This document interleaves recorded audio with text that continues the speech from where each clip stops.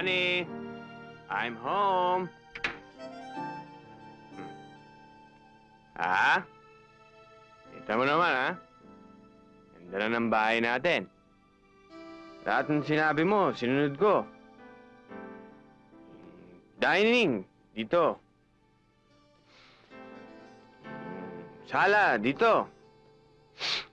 Tapos, TV. Diyan, ha? Bilib na ako sa taste mo ngayon. Ganda lumabas, eh. Ito lang pinto ang di ko talaga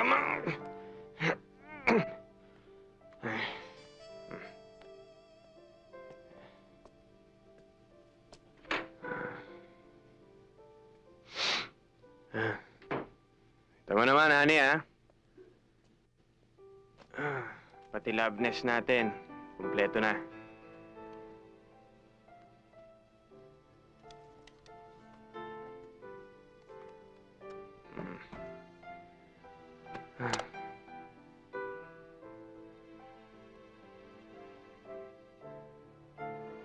Sayang, no? Sana katabi kita. Alam mo naman para sa'yo lahat ito, eh.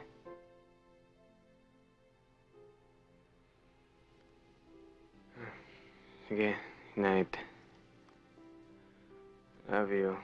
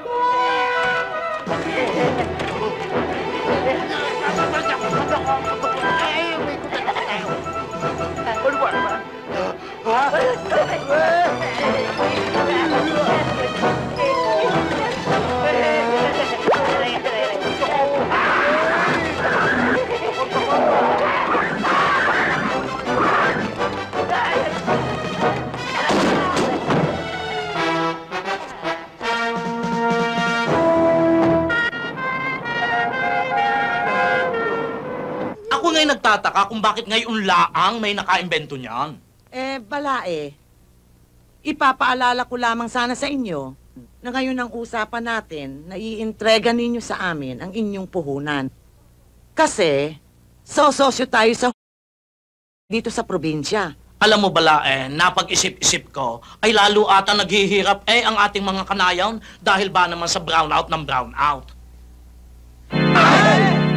Nasaan ba iyon? Ay, are, ang iniisip ko ay tumulong muna sa kanila. At nang yung hinihingi ninyo, puhunan, balae. Nasaan ba? Ay, are pala. Ay, yung hindi ko muna ibibigay at kakausapin ko muna si Timang. At pagkatapos, balae. Ano ba, are? Nasaan ba iyon? Ay, balae. Pag nagkaigi kami ni Timang, ay di, sorry muna kayo at sa kanya muna. At nang... Balae. Anla, nilamon sila ng dilem. Sinabi ng relax lang kayo dyan eh. Walang mangyayari sa kangangawaan nyo dyan. Hindi ba sinabi ng matandang na kailangan pa niya kausapin si Timang? Wala naman mangyayari sa usapang yun eh. Kaya, Kahit napaputol nyo pa ang leeg ko. Tinan nyo ako. Relax na relax. Cool na cool. Ako nga ang dapat ninenervyos dahil bukas na ang deadline na binigay sa akin ni Elvis. Brando! Kuya! Kuya Brando! Brando, anak! Sino kaya mga... Brando! Kuya! Brando! Sandali. May sulat. Ha? Akin na yan. Hindi! Akin to! Ako tinamaan ito. Akin to! Hindi, para sa akin yan eh. Sit. My dearest Brando, bukas na ang deadline mo. 3:00 ng hapon sa harap ng cabaret. Love, Junior Elvis. Huwag mo nilulukutin! Hindi pa ako tapos! Bukas, wear something formal. Baka tuloy lamay mo na kasi to. Ay, Brando! Mami!